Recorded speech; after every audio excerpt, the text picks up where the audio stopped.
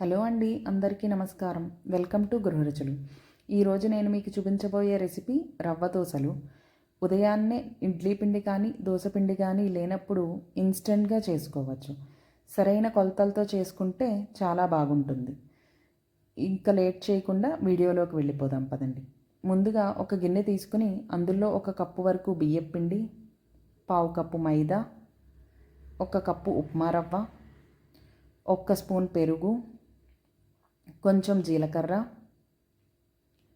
అల్లం, కరివేపాకు,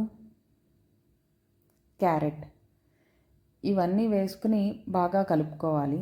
ఇందులో మనకు కావాలంటే కొత్తిమీర కూడా యాడ్ చేసుకోవచ్చండి. ఇది కలుపుకున్న తర్వాత 2 గ్లాసెస్ వరకు వాటర్ పోసుకుని ఉండలు లేకుండా కలుపుకోవాలి.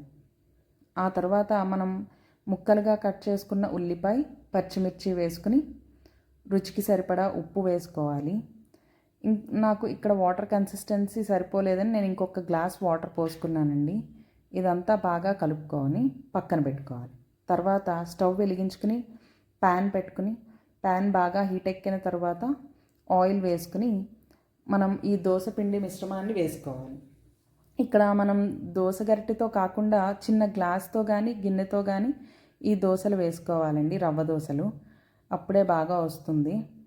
తర్వాత చుట్టూ ఆయిల్ వేసుకుని అటు ఇటు ఎర్రగా వచ్చేంత వరకు కాల్చుకోవాలి. ఇది ఈ ఈ అట్ల పెనం బాగా కాలితేనే కానీ మనకి దోశలు బాగా రావండి. అదొక్కటి మాత్రం బాగా గుర్తుపెట్టుకోవాలి.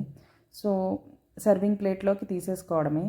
ఈ దోశలు మనం కొబ్బరి చట్నీతో కానీ, పల్లీ చట్నీతో కానీ, అల్లం చట్నీతో కానీ సర్వ్ చేసుకుంటే చాలా బాగుంటాయి. అంతేనండి. ఈ వీడియో కనుక మీకు నచ్చినట్టయితే లైక్ చేయండి, షేర్ చేయండి, సబ్స్క్రైబ్ చేసుకోండి.